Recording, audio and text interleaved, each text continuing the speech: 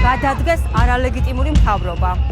Am lozungit 26 აპრილს 14 საათზე დიდუბის მეტროდან თბილისის პროკურატურამდე თავისუფლების მარში გაიმართება. ორგანიზატორები საზოგადოებას ერთობისკენ მოუწოდებენ. საპროტესტო მარშს სტუდენტებთან ერთად სხვადასხვა პროფესიის ადამიანები და სინდისის პატიმრების ოჯახის წევრები უერთდებიან.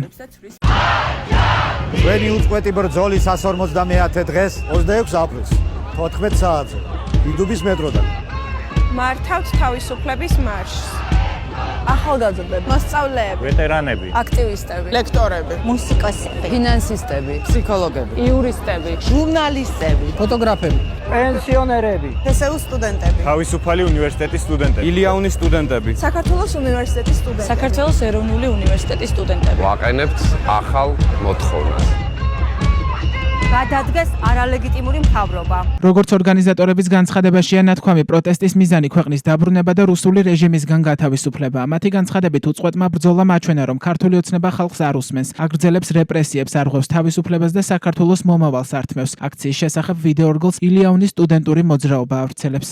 გაიზარდა რეპრესიების მოქმედების არეალი. გზის გადაკეტვის ჯარიმა უკვე 5000 ლარს უტოლდება. ადმინისტრაციული პატიმრობის ვადა კი 4-ჯერ გაიზარდა და უკვე 60 დღით გახადეს შესაძლებელი ჩვენი დატყვევება. ჩხრეკის საწარმოებლად ძალოვანებს მოწმე აღარ სჭირდებათ. შენობებში ჩატარებული აქცია დემონსტრაცია კი მფლობელის ნებართვას საჭიროებს. სახის დაფარვა დასჯადია. ასევე ძალიან მალე ყველაფერი ფერადით შეიძლება აიკრძალოს. რეჟიმი ნელ-ნელა იქვემდებარებს თეატრებს, ატარებს საკადრო ცვლილებებს და ცვლის მისი მუშაობის პოლიტიკას. თემურ ჩხეიძის სახელოსნო უკვე ლიკვიდირებულია. საჯარო სამსახურებიდან გაათავისუფლეს უამრავი ადამიანი. ამასთანავე ამ სექტორში დასაქმებულ პირებს აიკრძალათ აკადემიური საქმიანობა სპეციალური ნებართვის გარეშე.